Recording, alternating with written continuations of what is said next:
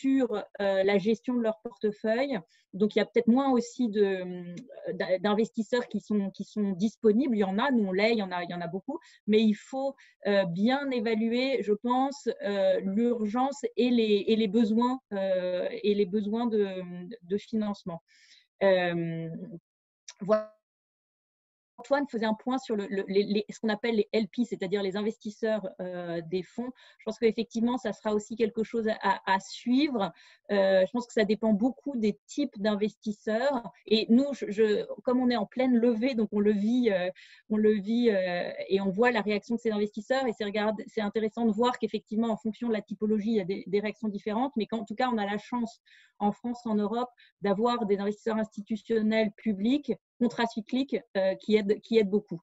Là, il y a eu une décision, par exemple, hier de l'Eurogroupe de mettre en place au niveau européen un fonds de plusieurs milliards dont l'idée sera de faire des contre-garanties à des banques nationales ou des fonds. Donc, tout ça va se mettre en place, mais on a quand même la chance d'avoir tous ces dispositifs en France.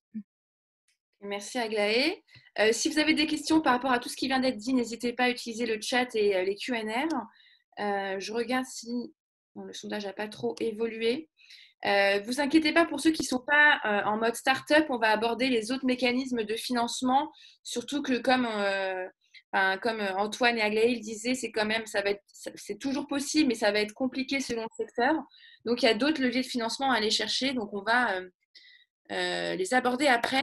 Juste pour rester un peu encore sur le sujet de la levée de fonds, qui est quand même le sujet principal de ce matin, quels seraient vos conseils à apporter aux entrepreneurs en levée et qui projetaient de lever? Donc, les conseils pratiques pour ceux qui allaient lever. Voilà. Bon, déjà, je pense qu'il faut continuer à contacter les investisseurs. Parce que, comme on l'a dit, je pense que la plupart sont open for business, comme on dit. Donc, il faut continuer. Il faut quand même, évidemment, revoir votre business plan pour être sûr qu'avec plusieurs hypothèses, parce qu'évidemment, on sait pas, déjà qu'on ne sait pas en temps normal, alors que là, encore moins. Donc, arriver avec un BP qui est exponentiel, alors sauf exception, puisqu'il y a quand même des secteurs qui vont vraiment bénéficier de la crise, mais avec l'accélération des changements, on en a rapidement parlé. Mais arriver avec un business plan qui fait x10 tous les 2 ans, comme on voit parfois, c'est pas hyper crédible, honnêtement, dans les 2 prochaines années. Donc, être quand même assez prudent à la fois dans les prévisions et donc le corollaire sur le montant levé. Et donc, deuxième corollaire, sur les valorisations espérées ou le niveau de dilution que vous espérez. Parce que c'est vrai qu'on était plutôt en haut de cycle juste avant, il y a quelques semaines encore, avec des valorisations assez élevées au global dans le secteur, mais l'impact peut-être un peu moins parce qu'on a des profils d'entreprises et d'entrepreneurs qui sont un peu différents et on pourra aussi y revenir avec des développements un peu plus sains, je pense, et donc des entreprises aussi plus résilientes. Donc, je pense qu'il faut quand même anticiper quand même une baisse des valorisations et donc probablement des montants levés. Ça veut dire qu'il faut serrer quand même vachement les coûts. Déjà tout de suite parce que les process d'investissement vont quand même se ralentir. Ça, c'est quand même très probable. Donc, il faut pouvoir tenir jusque-là. Donc, vous réduisez quand même, vous avez dû déjà commencer à le faire avec tous les dispositifs en place, chômage partiel, etc., récupérer le CIR, le CI2I, etc. Vous pouvez aller chercher des financements non dilutifs qui existent quand même, de plus en plus, là, avec les prêts garantis par l'État, les prêts de la BPI, le système Atout, les prêts Atout, donc qui sont quand même super. Donc là, c'est quand même formidable, tout ce qui a été mis en place très rapidement. Donc voilà, vous faites ceinture bretelle, vous réduisez votre BP et puis vous continuez à discuter. Et ensuite, plus au niveau technique, comme il y a quand même aussi une incertitude sur la manière dont va se passer la sortie de crise et peut-être une difficulté à définir les valorisations, peut-être ce qu'on voit pas mal, enfin ce qu'on commence à voir en tout cas parmi quelques projets qui viennent nous voir ou qu'on propose aussi à des porteurs de projets, c'est éventuellement de différer la discussion sur la valorisation un peu plus tard en faisant par exemple un tour en obligation convertible qui serait converti plus tard, peut-être à l'occasion d'une levée un petit peu plus importante dans quelques mois ou 1 an, 2 ans. Donc avec une décote pour les investisseurs qui ont pris le risque d'investir maintenant. Une décote en général c'est 15-20% sur la conversion donc, par rapport à la valorisation du tour d'après. Ou alors pour des projets peut-être un peu plus jeunes, les BSAR, c'est un peu le même système, mais c'est des BSA, mais qui sont convertis en actions à un prix aussi là qui peut être convenu à l'avance, qui sera sans doute qui sera inférieur au montant de la valorisation de la levée ultérieure. Donc ça, c'est des mécanismes possibles, mais il y aura des investissements en equity classique aussi. Mais pour ceux qui veulent pas trop se diluer, ça peut être un moyen aussi d'aller peut-être un peu plus vite et de décaler cette discussion à plus tard. Je sais pas, Aglaé, je sais pas ce que tu en penses. Ouais, non, moi je suis complètement d'accord. C'est-à-dire, les principaux conseils, c'est effectivement, je pense, se recentrer sur ses priorités au niveau de l'offre produit, de ce qu'on propose, et puis être capable au niveau du financement de sécuriser sa trésorerie, quoi. Parce qu'en fait, on ne sait pas quand est-ce qu'on va sortir de cette crise encore. On sait que le déconfinement, si déconfinement il y a, risque de prendre du temps et donc il va falloir tenir et du coup arriver à se dégager des marges de manœuvre, voir avec justement tous les dispositifs qui ont été mis en place de chômage partiel, de rééchelonnement des prêts, de rééchelonnement des dettes fiscales et sociales, etc., arriver à garder des marges de manœuvre et effectivement à bien identifier ses besoins de financement pour la levée de façon réaliste et de façon à venir une fois et pas à devoir revenir dans un court terme, ce qui est très décrédibilisant. Mais c'est vrai que continuer à nouer des relations avec des investisseurs potentiels, c'est très important. Certains seront peut-être moins réceptifs parce qu'ils seront concentrés sur leur portefeuille, mais ça vaut le coup de garder, je pense, tous les contacts et d'ouvrir des pistes, de regarder les différentes options possibles.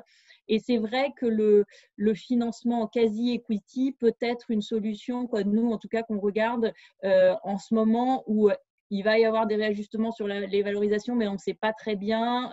Il y a une incertitude. Ça peut permettre d'avancer sans poser effectivement les questions dures de valorisation à court terme. Alors, je vais faire un petit instant questions-réponses parce qu'on en a eu pas mal, dont certaines qui ont été résolues, mais ça peut intéresser tout le monde. Alors déjà, question sur votre périmètre, donc hexagonal seulement. Donc Antoine, tu as répondu que c'était France et Espagne. Côté Raise, le périmètre d'action. Nous, c'est essentiellement la France. L'équipe est basée en France, mais on n'a pas. On peut investir en Europe également et hors Europe, mais ça sera essentiellement France. Et alors, Oui, comme l'accompagnement est important, il faut qu'on soit vraiment proche des dirigeants, à la fois physiquement et puis surtout qu'on connaisse bien leur marché pour pouvoir, géographique et même secteur, pour pouvoir vraiment être en valeur ajoutée. Donc, comme on a une équipe et une partie de nos actionnaires en Espagne, c'est pour ça qu'on peut aussi investir en Espagne. Ok. Ouais. Question. Vas-y, Aglaé. Pardon. Juste pour compléter, effectivement, comme disait Antoine, nous, on regarde par exemple aujourd'hui une entreprise allemande, si on regarde des entreprises hors de France, ça sera souvent, quasiment tout le temps, en co-investissement avec des fonds ou des acteurs qui ont une présence locale. Quel est le montant minimum que vous investissez? Donc, investirez plus, tu as mis 250 000 euros. Côté Raise? Alors, côté Raise, en fait, on a une enveloppe dédiée aux startups, donc pour les entreprises plus jeunes. On peut investir un ticket minimum de 500 000 euros. C'est une enveloppe qui représente près de 10% de la taille du fonds. Après, l'essentiel, c'est des tickets entre 2 et 10. Et on a également une petite enveloppe indirecte qui nous permet d'investir dans des fonds d'impact pour se diversifier d'un point de vue sectoriel et géographique, justement. D'accord, merci. N'hésitez pas si vous voulez rebondir sur les réponses. Il y avait une question de Nathalie qui disait « Je suis en campagne de crowd investing chez We Do Good. Comment intéresser ces investisseurs? Comment les atteindre ?» donc sur du crowd investing. Est-ce que vous avez des éléments de réponse? Je sais qu'il faut quand même faut mettre des moyens. Enfin, les quelques conseils de ces plateformes avec lesquelles j'ai pu discuter, il faut quand même allouer un petit budget, ne serait pour créer un film, une vidéo sympa, un peu de viralité, à acheter quelques mots-clés sur les bons réseaux. Et aussi, ce que j'avais compris, c'était que c'était bien de commencer sa campagne avec déjà des promesses de dons pour montrer qu'on avait déjà, je sais pas, 10, 20%, 30% de la cagnotte, de l'objectif de levée déjà atteint, euh, parce que l'argent attire l'argent si un investisseur voit qu'il y en a d'autres qui ont été convaincus par le projet, il a plus tendance à vouloir s'engager aussi, quoi. Mais voilà, après, je ne sais pas tellement plus. Après, j'ai une question pour Aglaé. Pouvez-vous nous parler davantage des investissements que vous faites dans des sociétés en transformation sociale et environnementale, donc le type de boîte qui vous intéresse? Parle-t-on de PME Ouais. non impact à l'origine? La crise actuelle remet-elle en cause la volonté de se transformer vers un modèle impact? Là, vous avez dit plutôt que c'était l'inverse tout à l'heure. Mais je te laisse réagir sur les deux premiers points. Oui, merci beaucoup pour cette question. Effectivement, en fait, la thèse du fond, c'était de se dire que si on accompagne donc des entreprises classiques qui ne sont pas justement mission-driven, à mission, mais qu'on les accompagne vers cette transition environnementale et sociale, donc en intégrant ces aspects tout au long de la chaîne de valeur et en étant capable de mesurer la trajectoire d'amélioration, on aura un impact en fait plus important à l'échelle macroéconomique que si on se concentre que sur les entreprises déjà convaincues de ça. Donc, un exemple très concret, un des premiers investissements qu'on avait fait, c'était une entreprise qui s'appelle M2I Life Sciences, qui est un laboratoire pharmaceutique classique et qui a pivoté, qui aujourd'hui comme solution des insecticides naturels en fait par rapport une solution naturelle, une alternative naturelle aux insecticides chimiques. Et cette entreprise, on est venu autour d'un tour de table plus grand pour l'accompagner à se développer, à faire son expansion internationale sur les marchés asiatiques, africains et américains. Et donc, en fait, le rationnel de ça, c'est vraiment de se dire, de garder la définition de l'impact, c'est-à-dire l'intentionnalité et la mesure, mais que si on peut l'appliquer à des entreprises plus classiques, on aura sans doute un impact plus important à l'échelle macroéconomique. Et effectivement, la dernière question, est-ce que la crise remet en cause la volonté de transformer des entreprises plus classiques? Je pense pas. Je pense qu'au contraire, ça devrait accélérer ce mouvement-là, parce qu'on voit bien que voilà, dans un monde avec des ressources finies, il faut changer la façon de fonctionner. Est-ce qu'Antoine, tu veux compléter sur ces questions de participation? Quel est un peu comment toi, tu es plutôt avec des entreprises with impact, donc c'est pas forcément exactement le même constat que tu fais. Oui, on investit un stade plus amont, mais on voit quand même de plus en plus d'entrepreneurs du secteur classique, des start-upers ou des boîtes plus grosses qui veulent vraiment faire contribuer au bien commun et qui ont envie que leur bébé, leur boîte y contribue. Et donc, on voit de plus en plus quand même des projets qui viennent nous voir et viennent voir d'autres investisseurs d'impact en disant venez nous aider à structurer notre démarche d'impact, venez nous aider à nous transformer. Et c'est super parce qu'il y a souvent des équipes très très fortes et qui voient des choses aussi que des entrepreneurs sociaux traditionnels ne voient pas forcément, ne sont pas forcément dans le même secteur, n'ont pas la même culture, etc. Donc, ça apporte aussi pas mal un coup de jeune au secteur. Et je pense que ça va, par contre, ce mouvement va s'accélérer. C'est-à-dire que je pense qu'on va avoir de plus en plus de très bonnes équipes qui vont transformer leur projet en un projet impact ou qui vont recréer des nouveaux projets à fort impact. Et ça va aussi contribuer au développement du secteur de l'impact investing. Mais est-ce que ce n'est pas une menace pour les entrepreneurs sociaux historiques, du coup? Enfin, je pense que c'est la question qui se pose. Bon, bah, je pense que, tu vois, d'une manière, les problématiques sont tellement larges. Enfin, ce qu'il faudrait, c'est que tout le monde devienne un entrepreneur social. Enfin, c'est pas le.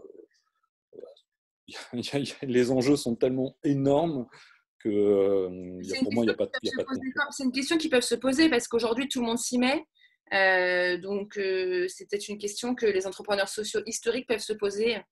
Je ne sais pas si… Mais oui, c'est naturel parce que quand on est là depuis 10 ans, 15 ans, 20 ans, qu'on galère, qu'on a eu du mal vraiment à se financer, enfin, l'histoire des acteurs de l'ESS n'a pas toujours été simple pour eux. Ils ont vraiment tenu le flambeau, parfois très seuls. Hein. Enfin, ils ont prêché dans le désert pendant des années.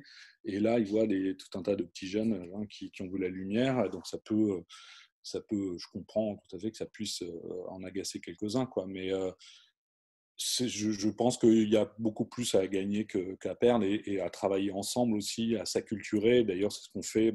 La preuve, tu vois, entre autres, Tech for Good France et le Move. Je pense qu'il y a vraiment de l'enrichissement mutuel et aussi c'est vraiment des opportunités pour les entreprises de l'ESS d'apprendre aussi de ces nouveaux acteurs qui sont peut-être plus numériques, qui ont envie d'aller peut-être encore plus vite, etc. Et inversement, pour les nouveaux, d'apprendre des plus anciens sur la profondeur de l'impact, la mesure, les valeurs, le partage de la gouvernance, le partage de la valeur, etc. Ok, merci Antoine. N'hésitez pas à réagir. Peut-être sur la question pardon, je rebondis sur la question qui a été posée sur les modèles qui seront plus résilients. On nous a demandé quel secteur serait plus résilient à la crise, même si effectivement, on pense que, comme le disait Aglaé, toutes les entreprises vont être impactées par la crise. Il y a effectivement un premier temps de crise sanitaire qui va ensuite se répercuter sur une crise économique et c'est plus effectivement là-dessus où nous, investisseurs, on a besoin d'analyser les impacts et les délais. C'est certain que, comme le disaient Antoine et Aglaé, les modèles qui sont aujourd'hui plus digitaux, plus numériques, vont certes être impactés comme tout le monde, mais on a la conviction qu'ils le seront moins que les autres. Et on pense aussi qu'il va y avoir en fait aussi des gagnants, entre guillemets, de cette crise, puisqu'en fait, la crise va aussi permettre à certains modèles ou à certains secteurs d'émerger ou de gagner en maturité plus rapidement. Et on le voit avec, par exemple, le secteur de e-grocery, donc tout ce qui est épicerie en ligne, circuit court avec les agriculteurs, les producteurs, les petits commerçants, etc., qui, en fait, ce marché a gagné 3 à 5 ans de maturité, en fait, en l'espace d'un mois, puisqu'il s'est structuré, les process sont mis en place, on a eu une grosse traction en termes de demande, en termes d'organisation logistique également. Donc ça fait partie des secteurs qui, clairement, vont être aussi renforcés en termes de fondamentaux avec cette crise, parce qu'ils auront grandi très vite, rapidement, et ils auront un peu éprouvé leur modèle en termes de volume et de capacité. On a aussi le secteur de la e-santé. On l'a vu aussi avec la croissance de la télémédecine. On était sur des tout petits chiffres, alors que la semaine dernière, on a eu plus de 800 000 consultations en télémédecine. Donc, tout ce qui touche effectivement à la e-santé, c'est aussi des sujets qui vont mûrir très rapidement. Mais de manière plus générale, on pense que toutes les sociétés qui touchent également au sujet de l'efficience des entreprises vont aussi être très plébiscitées au moment de la relance et vont être des sujets finalement qui vont, entre guillemets, être moins impactés que les autres. Donc voilà, donc vraiment les modèles digitaux et les modèles qui améliorent l'efficience des entreprises et puis certains secteurs un peu cibles, comme on disait, l'épicerie en ligne et la santé sur lesquels on accélère très vite. Ouais, et puis même, en fait, c'est aussi, il y a les secteurs et il y a aussi la philosophie des équipes des fondateurs. Oui. C'est-à-dire que je pense que dans l'impact, vous qui êtes entrepreneur, vous n'entreprenez pas que pour une aventure entrepreneuriale, financière pour devenir riche ou faire un gros truc. Vous voulez résoudre un problème. Et donc, ce qui voudra, je prends, dans les projets qu'on voit, c'est quand même surtout ça. Et donc,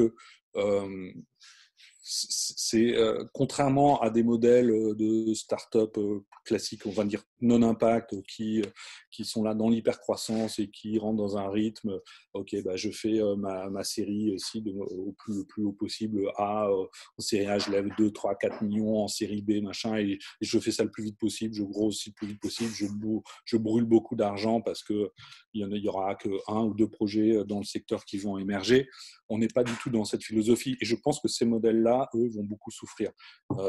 Et la course aux licornes, à la valorisation de 1 milliard, etc. On avait fait, il y a quelques mois, avec Tech for Good France, un plaidoyer, une espèce de tribune pour dire, mais pourquoi des licornes, pour qui, pourquoi, quoi. Ça, je pense que ça va changer. La machine va un peu quand même se gripper. Alors que dans l'impact, comme vous cherchez autre chose, vous allez vous concentrer en effet sur les fondamentaux de votre boîte, quoi. C'est ok, combien d'argent j'ai, j'adapte ma stratégie et mes actions à mes moyens, et je tiens le cap et je lâche pas. Je veux pas faire faillite, ce qui d'ailleurs, je pense qu'il y a eu des études sur le sujet. Il y a beaucoup moins de défaillances de boîtes dans le secteur de l'impact que dans le digital au sens large, par exemple. Donc ça, c'est aussi une des raisons pour lesquelles je pense qu'on va mieux s'en sortir, même indépendamment de notre secteur, que les autres, que pas mal d'autres entreprises de l'économie classique non-impact. Merci pour cette note optimiste, Antoine. Et alors, si on parle un peu du négatif, quels sont les secteurs de l'économie impact qui vont plus prendre cher, entre guillemets, que les autres? Quels sont les secteurs, est-ce qu'il y a des secteurs de l'ESS, de l'impact social et environnemental, qui vont être plus en difficulté que les autres? Je pense que ça va être, outre la crise immédiate, là, évidemment, qui a paralysé pas mal de projets, donc qui va créer un trou de trésorerie que certains vont peut-être avoir du mal à surmonter. Il y a tous les secteurs qui sont vraiment très sensibles à la conjoncture économique. Donc, souvent, quand ça ralentit, les boîtes coupent leurs dépenses marketing et communication, par exemple. Donc ça, je pense, toutes les boîtes qui sont là, il y a plusieurs projets de pub responsables par exemple, qui reversent une partie des investissements publicitaires à des fondations, des associations, etc. Je pense que ça, par exemple, ça va être plus compliqué parce qu'elles se nourrissent sur le chiffre d'affaires global de l'économie, quoi. Et comme il y a une contraction, ils vont en souffrir, quoi. Après, je sais pas, qu'est-ce que vous en pensez, Sophia et Aglaé, vous voyez d'autres secteurs? Je pense qu'effectivement, le sujet, c'est qu'il y a une sorte de recentrage en cette période un peu chahutée sur les besoins primaires et donc tous les modèles qui répondent effectivement à des besoins ou qui rendent des services de première nécessité. Effectivement, ceux-là sont plus épargnés que les autres. Et en fait, on se retrouve aussi dans cette logique de retour aux fondamentaux sur la pyramide de Maslow et en se disant que voilà, plus on monte dans la pyramide de Maslow et plus quelque part c'est des choses dont on peut se passer et donc qui sont peut-être plus impactées que les autres dans des périodes compliquées comme ça. Alors, j'avais 2 questions un peu précises. J'avais la question sur le tourisme durable. Est-ce que c'est un secteur qui va intéresser vos fonds, le tourisme durable? Et est-ce que les investisseurs, donc la question de Eddy, question de Johan, est-ce que les investisseurs en France peuvent être favorisés pour avoir un impact économique sur l'industrie française? Excuse-moi, je n'ai pas compris. Est-ce que les investisseurs, quoi? J'ai parlé d'abord du tourisme durable. Entendu. Et la seconde, c'était sur le Made in France. Est-ce que le Made in France va être favorisé pour avoir un impact économique sur l'industrie française? Positif. Alors là, ça, je pense que c'est aussi un des enseignements de cette pandémie, quoi. C'est vrai que les circuits courts, raccourcis en tout cas, vont être enfin, je pense qu'on vont sortir, vont être favorisés là, après la crise. On s'est rendu compte, même avant que la crise nous touche, les difficultés d'approvisionnement en Chine, etc. Donc je pense qu'il va y avoir un raccourcissement des circuits. Donc en effet, tout ce qui est production locale, et donc projets responsables et positifs dans les circuits courts vont se développer. Ça, ouais, moi, je pense que c'est vraiment une des tendances de fond dans les prochaines années. Et sur le tourisme durable, alors pour nous, ça ne va pas trop être dans notre premier focus d'investissement. Ouais, nous, on va plutôt nous, on se concentre vraiment sur les ODD, mais vraiment sur les populations les plus fragiles. Et donc voilà, en général, elles n'ont pas trop les moyens de faire du tourisme. Donc, c'est pas prioritaire. Enfin, c'est positif, mais pour nous, ça ne va pas être un projet prioritaire. Mais enfin, cela dit, il y a, sauf exception, quoi. Mais on est plutôt pas pour nous. Aglaé, est-ce que tu veux compléter? Oui, non, je rejoins la remarque d'Antoine sur les circuits courts.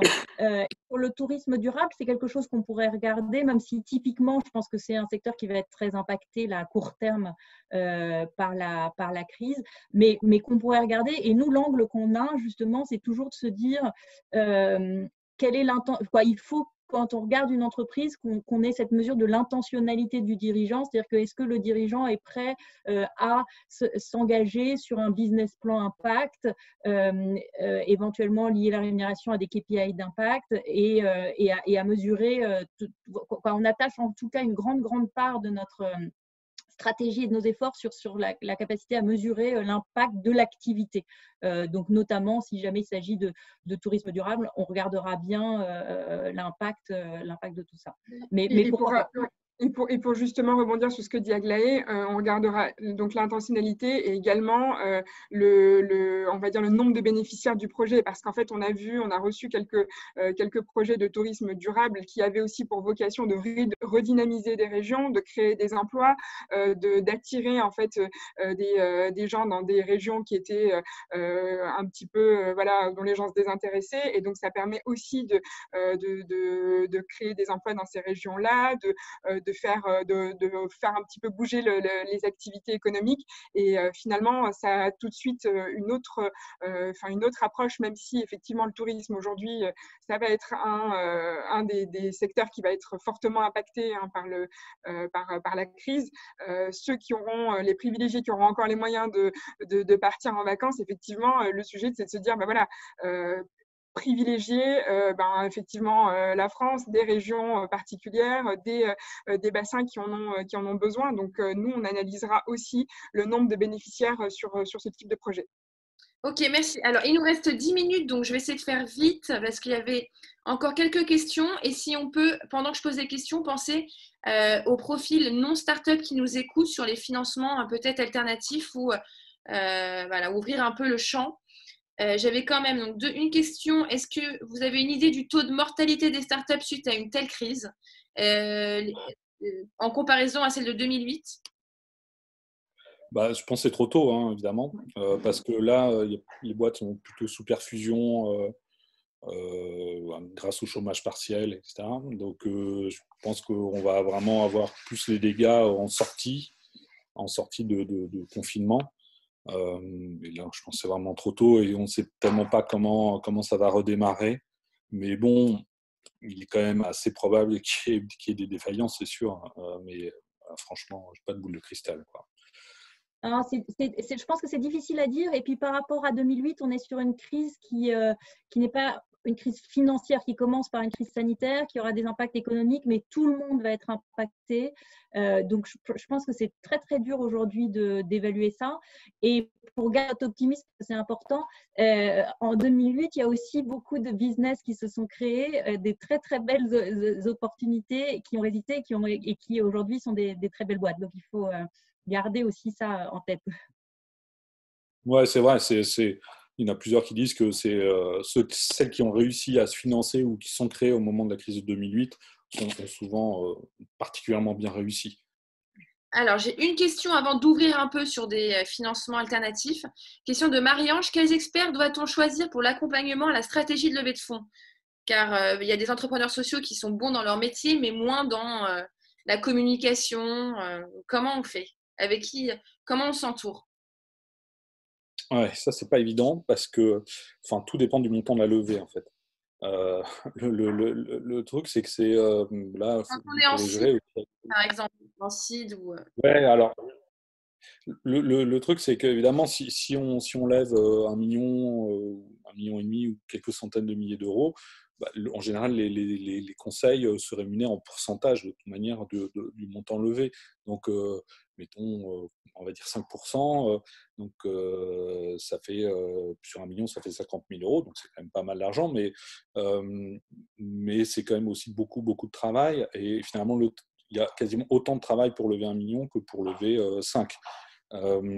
Ce qui explique qu'il y a assez peu d'intermédiaires sur les deals seed. Donc c'est beaucoup, il y a peu de structures vraiment d'entreprises, de boutiques, comme on dit, qui sont actives dessus. Et c'est plutôt donc ceux qui peuvent vous aider, ça va être en général plutôt des personnes, des freelances, des indépendants. Voilà, qui ont déjà un réseau, qui connaissent et qui ont une structure légère et qui peuvent vivre avec des petites commissions et quelques deals par an, quoi. Et donc, bah, il y en a certains, mais il n'y en a pas énormément, hein. C'est vrai que je ne veux pas donner de nom, hein, parce que je vais en oublier, il y en a qui vont se vexer, etc. Mais il y en a quelques-uns, mais franchement, c'est vrai que ce n'est pas simple. Donc, il faut beaucoup échanger entre vous. Nous, régulièrement, bah, avec Tech for Good France, pour nous contacter des investisseurs, on peut aussi vous guider, vous donner. Moi, chaque fois que je vois des projets, je leur donne des noms aussi de confrères, consoeurs qui pourraient les aider. Enfin, c'est quand même surtout avoir trouvé les bonnes personnes. Mais ça, c'est quand même facile. Il y a un annuaire sur Tech for Good France. Il y a Paris Impact Investing aussi, qui a une liste de tous les fonds d'impact avec leur thèse d'investissement. Donc déjà, vous identifiez assez facilement les fonds, et puis il faut les contacter avec des bons documents. Et ça, bah, c'est en échangeant avec un maximum de gens qui ont déjà levé, des incubateurs, des accélérateurs. Les fonds, moi, chaque fois, quasiment, on fait des retours sur les decks, et vous l'améliorez au fur et à mesure. Donc c'est pour ça que c'est aussi important, même si vous n'êtes pas en levée active, de rencontrer assez tôt des investisseurs qui vont déjà vous donner un premier feedback sur qu'est-ce qui va être important, qu'est-ce qu'on va regarder, les KPI qui vont être clés, tout ça, et les arguments qui vont nous permettre de nous décider. Ouais. Aglaé, si tu veux compléter 10 minutes, et après, il nous reste 5 minutes. Je voulais juste rebondir très brièvement, parce que je pense que c'est un point très important, l'accompagnement. Que, surtout dans la période actuelle où chacun est concentré sur son business, ne pas hésiter à se faire accompagner. Il y a, par exemple, French Impact aussi avait mis en ligne un réseau de business angels bénévoles qui sont prêts à accompagner des entreprises dans ces process-là. Donc, il ne faut effectivement pas hésiter à se renseigner un peu auprès de toutes les associations, parce qu'après, il y a des intermédiaires payants, mais et puis également la relation avec l'investisseur. Si vous avez un ou deux investisseurs de confiance qui pourront vous donner des conseils, je pense que c'est très important. Ouais. C'est vrai qu'en ce moment, en plus, il y a plusieurs structures de conseil qui proposent des missions pro bono. Je pense à One Man Support, par exemple. Donc, ça, c'est aussi des ressources, sachant qu'il y a une personne ne va pas faire tout le boulot, mais plus vous discuterez avec des gens qui ont des expériences variées, plus ce sera utile, je pense. On est d'accord que c'était le moment, plus que jamais, de soigner son réseau et de travailler son réseau. Merci pour vos conseils. Bon, finalement, on n'aura pas trop le temps d'ouvrir. J'avais quand même une question qui était sur les facteurs clés de succès pour réussir après la crise. Donc, je ne sais pas si vous avez des conseils un peu généraux sur l'après. Et puis, vous pouvez en profiter pour conclure et donner quelques conseils, du coup, ouverts un peu plus à tous les types d'entrepreneurs. Et après, du coup, on va clôturer ce webinaire. Peut-être je me lance sur la question rapidement, même si on n'a pas effectivement, comme disait Antoine, de boule de cristal, mais effectivement, le sujet, c'est de se dire que ceux qui arriveront, on va dire, à s'en sortir un peu mieux que les autres après la crise, c'est ceux qui auront finalement prouvé leurs fondamentaux, donc se recentrer sur vraiment l'essentiel, son core business, essayer de réduire son cash burn, vraiment essayer de tendre le modèle le plus possible vers de la rentabilité, réduire ce qui est, on va dire, inutile ou en tout cas ce dont on peut se passer.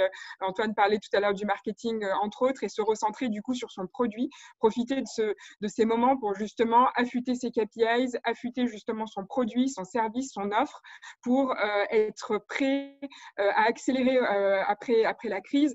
Ça va être aussi un moment d'opportunité pour la recherche de talent. C'est le moment de peut-être, si on est à la recherche d'un cofondateur ou de je sais pas moi, d'un Top Gun CMO ou autre pour venir justement renforcer son équipe. Nous, on est convaincus qu'il va y avoir des profils A-level qui vont se retrouver sur le marché. C'est justement le moment d'aller chercher ces profils-là. D'ailleurs, on en parlait, il y a beaucoup d'initiatives qui sont en train de se structurer autour de ça, de cette recherche de talent et de donc bien structurer son équipe pour être capable d'aller vite et d'accélérer après la crise, parce que finalement, c'est ça que regarderont les investisseurs en sortie de crise. C'est ceux qui auront eu les fondamentaux solides avec des équipes qui tiennent la route et qui auront su justement se structurer pendant ces moments difficiles. Donc, les investisseurs seront toujours là. La barre va probablement augmenter un peu en termes de sélectivité de dossiers, et donc les dossiers ou les sociétés qui passeront le mieux cette période-là, c'est celles qui auront solidifié leurs fondamentaux dans la mesure du possible. Et puis, je pense que c'est bien de se recentrer sur sa mission et ses valeurs. De se dire vraiment pourquoi, se reposer la question pourquoi je fais ça.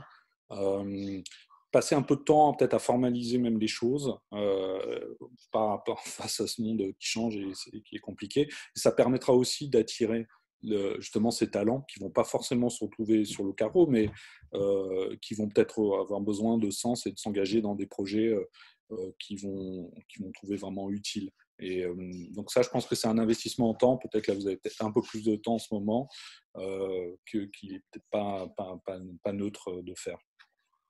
Alors, je me permets de prendre la parole juste pour conclure.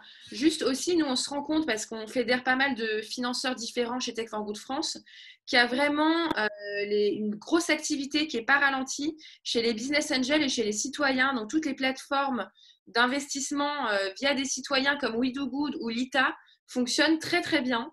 Donc, on vous conseille aussi d'aller vers ces modes de financement alternatifs pour le développement de vos projets. Donc, je ne sais pas si Antoine, tu veux un peu développer. Moi, mes connaissances sont assez réduites, mais voilà, en tout cas, We Do Good, Susanna nous a dit que ça marchait très bien. Toutes les plateformes de mise en relation avec des business angels ou de financement participatif aussi, comme Ulule, fonctionnent très, très bien en ce moment. Donc, n'hésitez pas à y avoir recours. Oui, et en plus, ce qui est intéressant avec plusieurs de ces plateformes, c'est qu'on peut lever aussi de la dette ou du quasi-fonds propre, ce qui peut vous permettre de renforcer vos fonds propres en mettant par exemple des obligations convertibles. Donc, ça peut vous renforcer vos capitaux pour derrière aller chercher de la dette, en plus de la dette bancaire, avec des prêts garantis par l'État. Donc, il peut y avoir vraiment des effets de levier intéressants. Donc, ouais, bien sûr, de toute manière, il faut explorer toutes les opportunités c'est vrai que les plateformes participatives auront une autre vertu, c'est que ça vous permet d'associer autour de vous une communauté vraiment engagée parce qu'ils ont mis de l'argent et qui peuvent parler de vous, de votre produit, etc. Donc c'est chouette. Ouais. Merci Antoine. Aglaé, une petite conclusion en 1 minute avant de...